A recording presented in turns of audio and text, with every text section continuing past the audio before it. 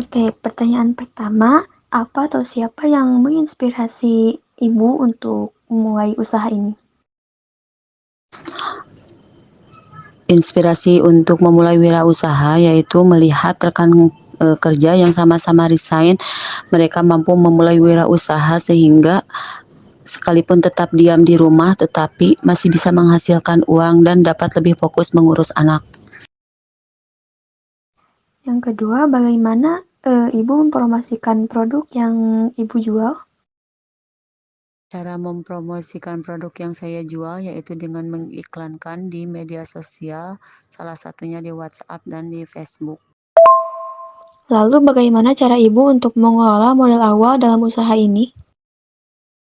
Karena wirausaha saya bergerak di bidang perdagangan, maka untuk mengelola modal, saya akan lebih teliti memperhitungkan berapa harga pembelian dan berapa harga jual yang harus saya keluarkan, sehingga tidak ada kemungkinan barang terjual lebih murah dari harga belinya.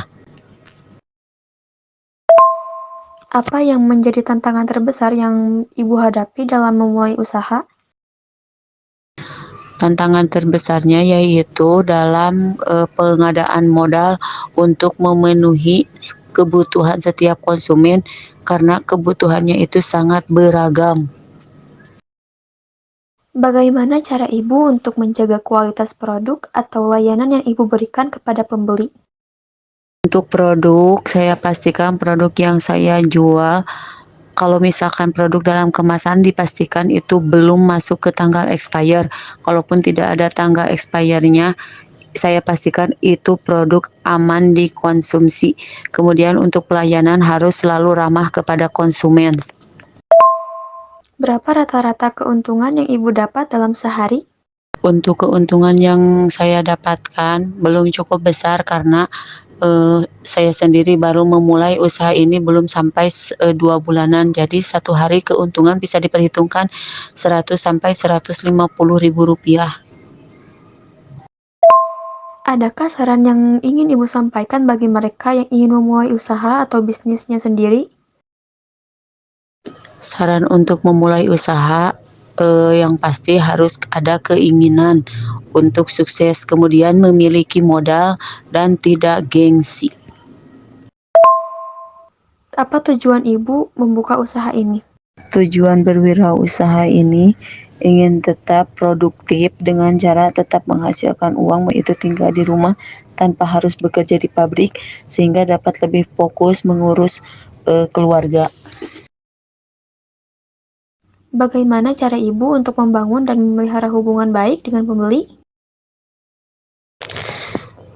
Cara membangun hubungan baik dengan pembeli atau pelanggan yaitu dengan bersikap ramah, bersikap sopan, bersikap baik, dan tidak ketus.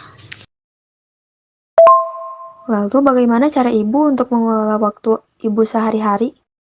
Cara mengelola waktu yaitu saya usahakan bangun sebelum subuh. Jadi saya akan mempersiapkan untuk kebutuhan anak sekolah dulu.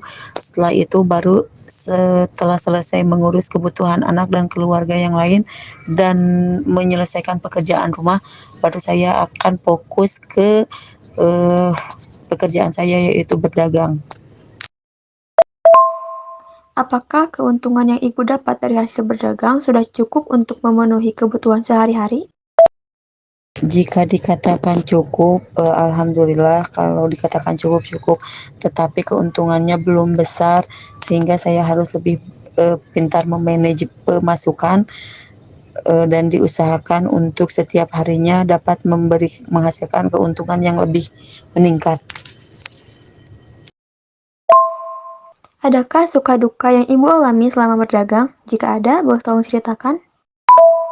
Yaitu sukanya ketika produk yang saya jual laku habis terjual, otomatis saya sangat senang.